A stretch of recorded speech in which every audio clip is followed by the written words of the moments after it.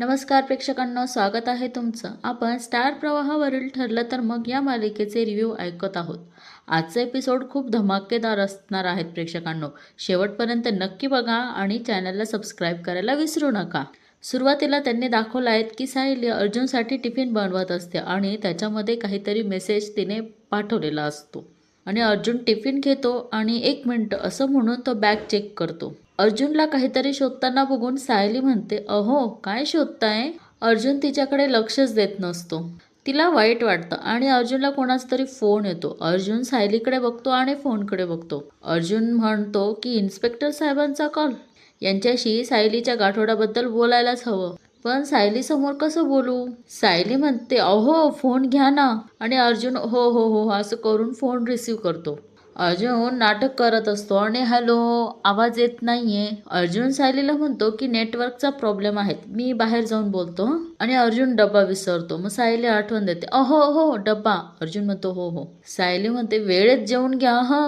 वेळेत तर जेवा, पण डब्बा उघडल्यावर चिठ्ठीचं उत्तरही लगेच द्या. आणि तिला छान वाटतं ते. इकडं नागराज महिपतच्या घरी आलेला असतो आणि तो म्हणतो, हे काय तुला डायरेक्ट प्रियाच्या वकिलाने डायरेक्ट नोटीस पाठवली? महिपत म्हणतो, आणि कोर्टात हजर राहायला पण सांगितलं आहे. त्यांना असं वाटतं की हा महिपत शिकरे रिकामटेकडाच बसलेला असतो घरामध्ये, त्याला काही काम धंदेच नाहीये. बोलवलं काय येतो कोर्टात बसायला. एक सांगू का प्रेक्षकांनो, मला या महिपतचं बोलणं फार आवडतं नाही का. तुम्हाला कसं वाटतं त्याचं बोलणं हे नक्की कमेंट करून कळवा. इकडे नागराज म्हणतो, अरे बाबा नोटीस तर आली आहे तर तुला कोर्टात हजर राहावंच लागेल ना. नागराज चिडतो आणि म्हणतो, तुला हे कांड करायला सांगितलंच होतं कोणी महिपत? प्रियावर हल्ला करण्याची काही गरज होती का तुला? महिपत म्हणतो, मग काय करायला पाहिजे होतं नागराज शेठ? ती चिचुंद्री मला वाटेल तसं बोलली फोनवर. भेकड म्हटली भेकड. महिपत शिकरे तुम्ही माणसांच्या मागं लपतात म्हणून. मग तिला दाखवून द्यायला नको मी कुणाच्या बापाला घाबरत नाही ते. नागराजला सगळं समजत असतं आणि तो म्हणतो, अरे तुला हे कळत कसं नाही? प्रियाने हे सगळं केलंय म्हणजे तिची यामागे नक्की काहीतरी चाल असणार. हे बघा प्रेक्षकांनो, नागराज आहे ना, नागराज हा प्रियाला आहे ना नखाच्या हे पायाच्या नखापासून तर डोक्याच्या केसापर्यंत तिला एवढं ओळखतो ना की तिच्या प्रत्येक गोष्टीवर त्याला सगळं समजतं की ही काय करते आणि काय नाही. नागराज बरोबर ओळखतो आणि म्हणतो, नवा डाव असणार आहे तिचा. नागराज म्हणतो, ती पोरगी काय साधीसुधी आहेत का? तिचा मेंदू कसा तिरका चालतो माहीत आहे ना आपल्याला. त्या पोरीकडे व्हिडिओ आहेत आपला माहिती आहे ना. तू हे असं डोकं न वापरता हल्ले करत राहिला ना तिच्यावर, केवढं महागात पडेल आपल्याला. डोकं वापरत जा ना महिपत. महिपत म्हणतो, झाली ना चूक, केली ना मान्य, किती बोंबाबोंब करतायत नागराज शेठ. नागराज म्हणतो, आधीच काही टेन्शन कमी आहेत का आपल्याला? तुला माहिती आहे माझ्या बायकोने सांगितलं तुम्ही महिपतच्या घरात जात होता ते मी बघितलंय असं म्हणालीये ती. महिपतला धक्काच बसतो आणि म्हणतो, काय सांगताय नागराज शेठ? नागराज म्हणतो, मग आता तिला नुसता संशय नाही राहिलेला आहे, खात्री पटलेली आहे. आपली चांगली घट्ट दोस्ती आहेत याची खात्री पटली आहे तिला. नागराज म्हणतो, तिने हे दादाला जर सांगितलं ना महिपत, तर मग महिपत म्हणतो, मग तिने हे कोणाला सांगायचंच नाही किंवा ती सांगणार नाही. ही जबाबदारी कोणाची आहे? नागराज म्हणतो, माझीच आहेत ना. मी पेळणार आहे ती जबाबदारी. मी मॅनेज करेल माझ्या बायकोला. नागराज म्हणतो, ए बाबा तुझ्या पुढे हात जोडतो, तू असले कांड पुन्हा करू नकोस. महिपत म्हणतो, सगळेच फाटे उलटे पडायला लागलेत का हो नागराज शेठ? पुन्हा त्या कोर्टात जाऊन बसायचं आहेत मला आणि पुढे माझ्या ताटात काय वाढून ठेवलंय हे बघायचंय. नागराज म्हणतो की तुला नोटीस आली महिपत, म्हणजे तुला वकील लागणार आहेत. महिपत म्हणतो, येताय का तुम्ही, तुमचा तो वकील रविराज किल्लेदार? नागराज हसून म्हणतो, दादा दादा सगळ्यात आधी तुला फासावर चढवेल. महिपत म्हणतो, मग बसा शांत. महिपत म्हणतो, मी एक वकील मॅनेज केलाय, बघू आता तो काय करतो, पुढचं पुढं बघू. इकडे सायली तिच्या विश्वामध्ये गुंगून गेलेली असते. ती नवऱ्याच्या आणि तिच्या विश्वात असते. ती म्हणते, एव्हाना यांनी डब्बा उघडलेला असेल, आज त्यांच्या आवडीची भेंडीची भाजी दिली आहेत ना, आणि शिवाय एक चिठ्ठी पण दिली आहे. म्हणजे आता हे कधीही फोन करतील मला आणि म्हणतील, प्रिया आई माझा बाबा म्हणतोय मी आता लवकरच तुमच्या आयुष्यात येणार आहे. सायली असं म्हणते आणि गालातल्या गालात लाजूनही हसते बरं का प्रेक्षकांनो. सायली खूप आनंदात असते. आता मला तरी वाटतंय की या आनंदात विरजण नको पडायला, हो की नाही? इकडे अर्जुन तो टिफिन खोलत खोलत चैतन्याला म्हणतो की सायली आणि तन्वीची गाठोडे असे हवेत अचानक गायब होणार नाहीत, कुठेतरी असतीलच. चैतन्य म्हणतो, अर्जुन, आश्रमातून जेव्हा पोलीस स्टेशनला सामान नेलं होतं तेव्हा त्यात गाठोडे गेले असतील का? आणि इकडे अर्जुन टिफिन म्हणजे चैतन्याच्या बोलण्याकडे लक्ष असतं. तो टिफिन खोलतो तेव्हा त्यातनं ती चिठ्ठी खाली पडते. म्हणजे काय, अर्जुन ती चिठ्ठी वाचतच नाही बहुतेक. अर्जुन बोलता बोलता म्हणतो, माझ्या मनात सेम आलं होतं आणि त्याकडनं ती चिठ्ठी खाली पडून जाते. आणि मी सावंतांना फोन पण केला होता. चैतन्य म्हणतो, काय म्हणाले ते? आणि जेव्हा त्यांचा फोन आला तेव्हा नेटवर्क नव्हतं. एनिवेज मी त्यांना मेसेज ड्रॉप करून ठेवलाय, ते फोन करतीलच. अर्जुन टिफिन खोलतो आणि म्हणतो, अरे वा, माझ्या आवडती भेंडीची भाजी. चैतन्यही हसतो. अर्जुन म्हणतो, बायको, माझी आवड तू नेहमी लक्षात ठेवतेस. So sweet. अर्जुन म्हणतो, तिला फोन करून सांगतो. चैतन्य आता त्याची खेचत असतो. तो म्हणतो, करा करा करा, शांतपणे फोन करा. नाही नाही, मी काही ऐकत नाहीये, माझे कान बंद आहेत. काय, आमच्यावर कोणी प्रेम करून आम्हाला छान भेंडीची भाजी खाऊ घालत नाही ना, काय करणार? अर्जुन म्हणतो, अरे काय, तुला दिलं असतं पण नाही. आणि अर्जुन फोन बघतो तर इन्स्पेक्टर सावंत यांचा फोन असतो. चैतन्य म्हणतो, बोल. अर्जुन म्हणतो, हा बोला, त्यासाठीच आम्हाला यायचं होतं पोलीस स्टेशनमध्ये. सायली इकडे फेऱ्याच मारत असते. तिला असं वाटतं की अर्जुन तिला फोन करेल. ती बिचारी अर्जुनच्या फोनची वाट बघत असते आणि म्हणते, 2 वाजले, एव्हाना तर यांचं जेवण होऊन गेलं असेल. म्हणजे यांनी ती चिठ्ठी पण वाचली असेल. मग तरीही यांना यांच्या बायकोशी बोलावंसं वाटू नये. का वागतायत हे असं? मी इतक्या प्रेमानं चिठ्ठी लिहिली होती. आमचं बाळ बोलत होतं त्या चिठ्ठीतून. तरीही यांना माझ्याशी बोलावंसं वाटू नये. आणि बायकोशी बोलायला असा कितीसा वेळ काढावा लागतो बरं?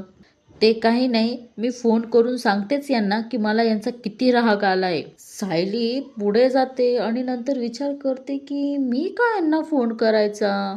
एवढ्या प्रेमाने डब्बा करायचा मीच, चिठ्ठी पण लिहायची मीच आणि फोन पण मीच करायचा. अगदी बरोबर आहे तुझं सायली, तू करूच नको फोन.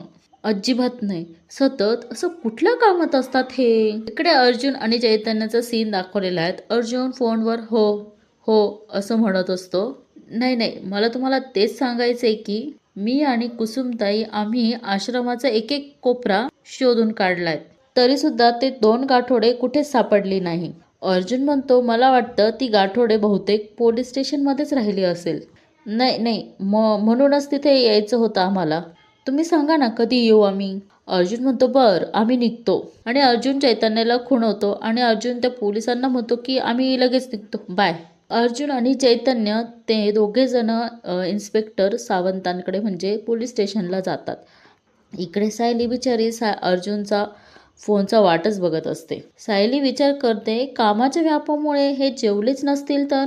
सायली म्हणते, पण कळणार कसं मला? आणि विचार करते आणि म्हणते, चैतन्य भाऊजींना विचारते. इकडे दोघं जण जात असतात इन्स्पेक्टरकडे म्हणजे पोलिसांकडे पोलीस स्टेशनमध्ये. तेवढ्यात चैतन्याला सायलीचा फोन येतो. तो म्हणतो, सायली वहिनींचा फोन आलाय. अर्जुन म्हणतो, हां? अर्जुन म्हणतो, अरे हो, तिला फोन करायचं राहूनच गेलं, आता काय करू? चैतन्य म्हणतो, आत्ता बोल फोनवर. अर्जुन म्हणतो, नाही नाही नाही, आता नाही, आता नाही. आत्ता फोन घेतला तर तिला कसं सांगू मी पोलीस स्टेशनला चाललो आहेत, तिचं आणि तन्वीचं गाठोडं शोधायला. परत तिच्यासोबत खोटं बोलावं लागेल मला. अर्जुन म्हणतो, तू तू फोन घे आणि सांग, मी मीटिंगमध्ये आतमध्ये सांग काहीतरी. इकडे चैतन्य फोन उचलतो आणि म्हणतो, हा सायली वहिनी बोल ना. सायली विचारते, चैतन्य भाऊजी, तुम्ही आणि हे कुठे आहात? चैतन्य म्हणतो, ऑफिसमध्येच. मी जस्ट आत्ता केबिनच्या बाहेर आलो. अर्जुन आत ऑफिसमध्येच आहेत. आत जाऊन त्याला देऊ का फोन? नाही नाही, मी फक्त एवढंच विचारायला फोन केला होता की यांचं जेवण झालं आहे का? चैतन्य म्हणतो, हो हो, आम्ही दोघंही जेवलो, जस्ट जेवलो. मी जस्ट जेवलो, बाहेर सुरेशला डब्बा देऊन आलो, तो डब्बा धुवत होता, मी हातच धुवत होतो. अर्जुन म्हणतो, अरे एवढे डिटेल्स नाही सांगायचे. अर्जुन म्हणतो, तुला फोन ठेवायला सांगितलं ना, फोन ठेव. चैतन्य म्हणतो, अरे तिला खरं वाटायला पाहिजे ना. चैतन्य कानाला फोन लावतो आणि म्हणतो, हॅलो. सायली म्हणते, बरं बरं ठीक आहे, मी करते यांना नंतर फोन. चैतन्य म्हणतो, हो हो okay okay bye bye. Arjun म्हणतो, ठेवला? काही डाऊट नाही आलात ना? चैतन्य म्हणतो ना. अर्जुन म्हणतो, काही डाऊट नाही आला ना? चैतन्य म्हणतो, काहीच नाही. चैतन्य म्हणतो, अरे माझ्या खोटं बोलण्याचा इतका फायदा होता ना. अर्जुन म्हणतो, राहू दे. हां, शिव्या खाल्ल्यात मी 2 दिवस आधी. इकडे सायली म्हणते, म्हणजे यांचं जेवण झालं सुद्धा ना? यांना मी त्यांच्या आवडीची केलेली भेंडीची भाजी दिसली ना, ती चिठ्ठी. म्हणा यांना यांची बायकोच कुठे दिसते हल्ली. लग्न झाल्यानंतर काही दिवसांनी नवऱ्यांना त्यांच्या बायकोची किंमत राहत नाही असं म्हणतात. पण यांच्या बाबतीत हे खरं असेल तर? इथे सायली टेन्शनमध्ये आहेत मित्रांनो. बघा आता त्या अस्मिताने काहीतरी तिसरंच विधान करून टाकलं आहेत प्रेक्षकांनो. पण हो, त्यात काहीतरी पॉझिटिव्ह बदल झाला आहेत हे तरी नक्की आहेत. इकडे प्रियाची कोर्टामध्ये हिअरिंग आहेत. कारवाईला सुरुवात झालेली आहे आता. ते जज तिथे आलेले आहेत आणि ते म्हणतात की कोर्टाची कारवाई सुरू करा. जो प्रियाचा वकील आहेत ना, तो आलेला आहे.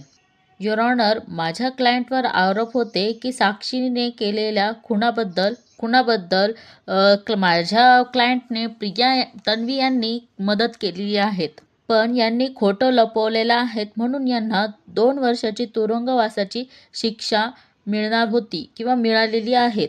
ते वकील म्हणतात की कोर्टासमोर मला हे सांगायचे की मिसेस तन्वी सुभेदार यांनी स्वतःच्या मर्जीने हे केलेलं नाहीयेत. त्यांना हे करण्यासाठी फोर्स केला आहेत. आता बघा प्रेक्षकांनो, महिपत शिकरेही तिथेच आहेत. कारण त्याने हल्ला केला आहे आणि त्याला नोटीसही आलेली आहेत. तर त्याला कोर्टात हजर तर राहावंच लागणार आहेत, बरोबर की नाही? तर तो वकील म्हणतो, माझ्या क्लायंटवर दबाव टाकण्यात आला आहे. तसं करण्यासाठी त्यांना सांगण्यात आलं आहे. त्यांना जीवे मारण्याची धमकी पण दिली होती. म्हणून त्यांना खोटी साक्ष देणं भाग पाडलं होतं. प्रियाना अगदी अपेक्षेनं बघत असते बरं का जजकडे की हे सगळं खरं आहे. ते वकील म्हणतात की मी कोर्टाला विनंती करतो की तन्वी सुभेदार यांना कोर्टाने माफी द्यावी. इकडे ही प्रिया बघा प्रेक्षकांनो हातबीत जोडून उभी आहेत. असं बघा, पुढे बघा, ह्या वकिलाने असं आर्ग्युमेंट केल्यावर ते बसले जागेवर. मग जज साहेबांनी महिपत शिकरेंच्या वकिलाला बोलवलं आहेत समोर. आता हे महिपत शिकरेंचे पण वकील आले आहेत. हे कोणते तरी दुसरेच वकील आहेत बरं का. हा महिपत बी ना प्रत्येक वेळेला वकील चेंज करत असतो बघा प्रेक्षकांनो. तो महिपतचा वकील म्हणतो, युअर ऑनर, अशा मोठ्या खुनाच्या आरोपीला अशी सहजासहजी माफी मिळू नयेत. जी 2 वर्ष खोटं बोलत होती कोर्टाशी. तिने तिच्या डोळ्यासमोर झालेला खून लपवून ठेवला आहे. तिला आपण असं कसं मोकळं सोडायचं समाजामध्ये? असं झालं तर समाजाला काय आदर्श राहील कोर्टाचा? तर मी विनंती करतोय की तन्वी सुभेदार यांना माफी मिळू नये. बघा प्रेक्षकांनो, आता प्रियाला या गोष्टीचा आलंय टेन्शन. मैपत ना हात झटकून टाकतो आणि म्हणतो, झालं संपला विषय आता. बघा प्रेक्षकांनो, काय वाटतं तुम्हाला आता प्रियाला अशा कोणत्या कारणामुळे म्हणजे सुटका मिळेल? पुढचा भाग खूप इंटरेस्टिंग आहे तर प्रेक्षकांनो, बघूयात आता काय होतं ते वकील, महिपतचे वकील एवढंच बोलतात आणि ते जागेवर बसतात. आता हे बघून अश्विनला पण टेन्शन आलंय बरं का प्रेक्षकांनो. इकडे प्रियालाही आलंय टेन्शन, पण अजून मात्र महिपत एकदम रिलॅक्स आहेत. इकडे परत चैतन्य आला अर्जुनच्या केबिन मध्ये. हे बहुतेक पोलीस स्टेशनला जाऊन आलेले असतील प्रेक्षकांनो. चैतन्य म्हणतो, अरे अर्जुन, एक न्यूज आहे रे. तन्वीसाठी जो वकील बघितला होता ना अश्विनीने, तो जोमाने कामाला लागलेला दिसतोय रे. अरे तन्वीसाठी त्याने शिक्षा कमी करून घेण्याचे प्रयत्न चालू झालेत. अर्जुन म्हणतो, काय? चैतन्य म्हणतो, अरे हो यार, कोर्टात पण अपील केलं आहे त्यांनी. अर्जुन म्हणतो, अरे पण हे कसं शक्य आहे? अर्जुन म्हणतो, तू काय सांगितलं होतं? ॲडव्होकेट जयवंत देसाई, हो ना? एवढ्यात अर्जुन त्या जयवंत देसाईला फोन करणार आणि तेवढ्यात त्या सायलीचा म्हणजे त्याच्या बायकोचा फोन येतो. अर्जुन त्या जयवंत सावंतला फोन करणार होता, तर तो सायलीचा फोन पुन्हा परत इग्नोर करतो आणि त्या वकिलाला फोन करतो. त्यामुळे आता सायली अजून चिडते अर्जुन इग्नोर करतो म्हणतो की आधी बायकोशी नंतर बोलतो, आधी त्या वकिलाशी बोलून घेतो. अर्जुनने फोन कट केल्यामुळे इकडं सायली खूप भडकलेली आणि चिडलेली असते बरं का प्रेक्षकांनो. बाई मीच फोन केला यांना आणि हे फोन पण उचलत नाही, यांच्याकडे माझा फोन पण घ्यायला वेळ नाही वाटतं. तेवढ्यात अस्मिता येते सायलीच्या खोलीत आणि म्हणते, काय ग ये सायली, काय झालं, असं का तोंड पडलंय तुझं? सायली म्हणते, कुठे काय अस्मिता ताई, काही नाही. अस्मिता म्हणते, ए चल सायली, थाप नको मारू हा, सरळ सरळ दिसतंय तुझ्या तोंडाकडे बघून, काय झालं तुला? सायली म्हणते, काय नाही हो अस्मिता ताई, फारसं काही नाही. अस्मिता म्हणते, म्हणजे थोडस काहीतरी झालंय, सांग बरं पटकन मला काय झालंय ते. मग सायली सांगते, अहो मी ना यांच्या डब्यामध्ये मी त्यांच्या आवडीची भाजी दिली होती. आता सायली सगळा घटनाक्रम म्हणजे झालेला सगळा प्रकार अस्मिताला सांगून देते आणि तो आपल्याला व्हिज्युअलाइज करून दाखवलेला आहे त्यांनी प्रेक्षकांनो. आता अस्मिताला कळलंय की यांच्या भांडणाचं कारण काय आहे ते.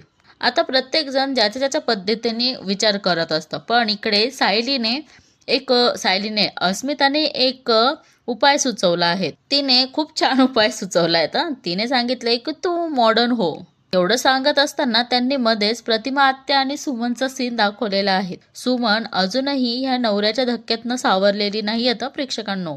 इकडेच गॅसवर दूध ओतू जात असतं आणि ती सारखी आपल्या नवऱ्याचा विचार करत असते. तेवढ्यात प्रतिमा आत्या येतात आणि म्हणतात, अगं ए सुमन, ते दूध ओतू चाललत ना. आणि ती गॅस बंद करायला जाते, तेवढ्यात तिच्या हातातनं ती सांडशी खाली पडते प्रेक्षकांनो आणि तिच्या बोटावर जोरात आदळते आणि बोटातून रक्त व्हायला लागतं. अगं ए सुमन, बस बरं, इथे केवढी जखम झाली ही, काय वेंधळपणा करतेस ग सुमन. आता प्रतिमा आत्याने पटकन हळद घेतलीये आणि तिच्या अंगठ्याला लावलीये. सुमन म्हणते, अहो वहिनी, इतकं काही नाही झालंय, राहू द्या ना. प्रतिमा आत्या म्हणतात, सुमन अगं काय नाही, असं काय म्हणतेस तू, काय चाललंय तुझं हल्ली? काय ग सुमन, कुठल्या विचारात होतीस? अगं तुझं लक्ष नाही येत ग सुमन. सुमन काय झालंय सांगशील का? सुमन आता तरी बोल ग बाई, काय झालंय? सुमनला अजूनही तिचा तो नवरा आठवतोय.